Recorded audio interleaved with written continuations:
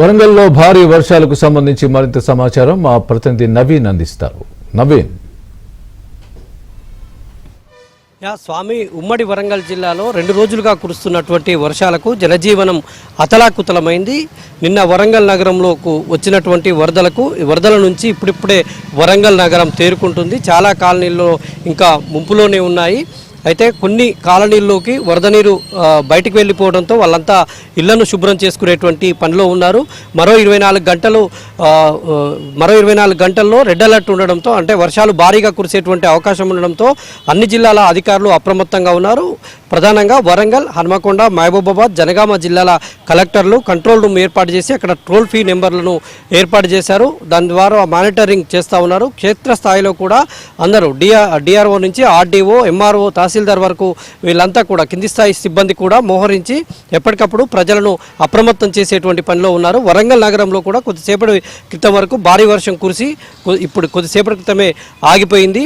అయితే ఈ రాత్రికి భారీ వర్షాలు కురిసేటువంటి అవకాశం ఉండడంతో గతంలో 2022లో కూడా రాత్రే ఒక్కసారే వచ్చినటువంటి వరదలతో నగర ప్రజలు భీతిల్లిపోయారు. ఎక్కడికక్కడ కాలనీలన్నీ జలమయమయ్యాయి. మళ్ళీ అట్లాంటి పరిస్థితి రాకుండా పునరావాస కేంద్రాలు ముందస్తుగానే ఏర్పాటు చేశారు. ఇప్పటికే నగర వ్యాప్తంగా ఏర్పాటు చేసినటువంటి 5 పునరావాస కేంద్రాలకు 1300 మంది జనాలను తరలించారు. ఆ పునరావాస కేంద్రాల్లో ఇప్పటికే అన్ని వసతి ఏర్పాట్లు చేసినటువంటి పరిస్థితి ఉంది. ప్రధానంగా వరంగల్, హన్మకొండ శివారు కాలనీలు అయితేనేమి లోతట్టు ప్రాంతాల ప్రజలను అప్రమత్తం చేసేటువంటి పనిలో అధికార యంత్రాంగం ఉంది. జిల్లా కలెక్టర్లు క్షేత్రస్థాయిలో పర్యవేక్షణ చేసి ఎప్పటికప్పుడు కింది స్థాయి అధికారులకు సూచనలు చేస్తూ ఉన్నారు.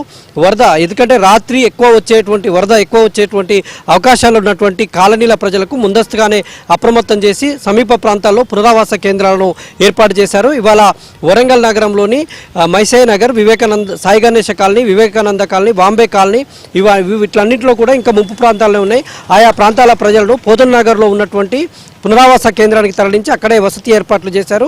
కొద్దిసేపటి క్రితమే పర్వతగిరి మండలంలో ఉన్నటువంటి వడ్లకొండ చెరువుకు గండి పడే ప్రమాదం ఉండడంతో వరంగల్ కలెక్టర్ వెంటనే అక్కడికి వెళ్ళి, స్థానిక ఎమ్మెల్యే నాగరాజ్ కూడా అక్కడికి వెళ్ళి వెంటనే ఆ గండి పడేటువంటి చోట ఏదైతే పొంచి ఉన్నటువంటి ప్రమాదం ఉందో గండి పడేటువంటి చోట ఇసుక బస్తాలతోటి గట్టిగా దాన్ని కట్టను గట్టి చేసేటువంటి ప్రయత్నం చేశారు.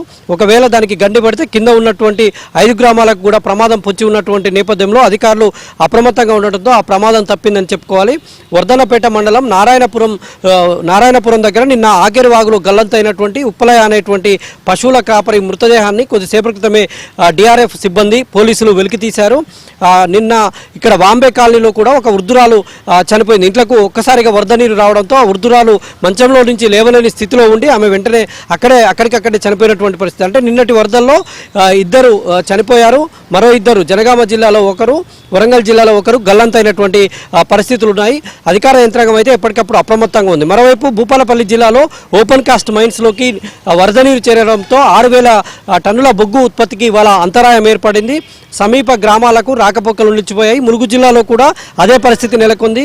ములుగు ఏటునగరం సమీపంలో ఉండేటువంటి జీడివాగు పొంగిపొర్లుతుండడంతో అక్కడ సమీప గ్రామాలకు రాకపోకలు నిలిచిపోయాయి. కొద్దిసేపటి క్రితమే ములుగు కలెక్టర్ దివాకర్ ఒక వీడియో రిలీజ్ చేశారు. ప్రజలు అప్రమత్తంగా ఉండాలి. ఈ రాత్రికి భారీ వర్షం ఉన్నటువంటి నేపథ్యంలో ప్రజలు ఎవరు కూడా అత్యవసరమైతే తప్ప బయటికి రావద్దని అధికారులు హెచ్చరికలు జారీ చేశారు.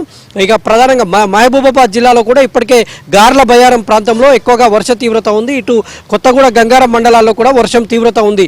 అటు దంతాలపల్లిలో చెట్లముప్పారం, దంతాలపల్లి మధ్య పాలేరువాగు పొంగడంతో అక్కడ రాకపోకలు నిలిచిపోయాయి. ఇటు గార్ల బయ్యారం మధ్య కూడా రాకపోకలు నిలిచిపోయాయి. గార్ల సమీపంలో ఉన్నటువంటి పాకాల వాగు పొంగుతుండడంతో 4-5 గ్రామాలకు రాకపోకలు నిలిచిపోయాయి. బయ్యారం పెద్ద చెరువు అలుగుపారుతుంది.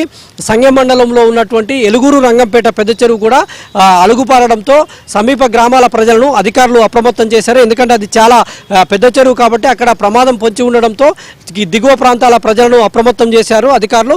ఇటు వరంగల్, హన్మకొండ కలెక్టరేట్లో కూడా టోల్ ఫ్రీ నెంబర్లు ఏర్పాటు చేసి ముంపు ప్రాంతాల వాసులను ఎప్పటికప్పుడు అప్రమత్తం చేసేటువంటి చర్యల్లో ఉంది. ఎందుకంటే మరో 2 రోజుల పాటు ఈ రాత్రికి ఎక్కువగా వర్షపాతం నమోదయ్యేటువంటి అవకాశం ఉంది కాబట్టి అధికారులనైతే ముంపు ప్రాంతాల వాసులైతే అధికారులు ఎప్పటికప్పుడు అప్రమత్తం చేస్తున్నటువంటి పరిస్థితి ఉంది. మరోవైపు జీడబ్ల్యూఎంసీ అధికారులు డిఆర్ఎఫ్ బృందాలను రంగంలో పెట్టారు. అంటే డిఆర్ఎఫ్ బృందాలు, డిజాస్టర్ ఫోర్స్ బృందాలు ఏవైతే ఉన్నాయో ఆ ఫోర్స్ బృందాలను జీడబ్ల్యూఎంసీ అధికారులు ఇప్పటికే అప్రమత్తం చేసి సమీప ముంపు ప్రాంతాలు ఏవైతే ఉన్నాయో అక్కడ మోహరించి పెట్టారు. ఎలాంటి పరిస్థితులైనా అంటే గతంలో వచ్చినటువంటి వరదలను దృష్టిలో పెట్టుకొని మళ్ళీ అలాంటి వరదలు వచ్చినా కూడా వాటిని తట్టుకొని నిలబడేందుకు ఎలాంటి పరిస్థితులైనా ఎదుర్కొంటామో అయితే అధికారులు చెప్తున్నారు. మొత్తంగా ఉమ్మడి వరంగల్ జిల్లాలోని ఆరు జిల్లాల్లో అందరు కలెక్టర్లు అధికారులు అయితే అప్రమత్తంగా ఉన్నామని చెప్తున్నారు. Swamy right Naveen, thanks for the update.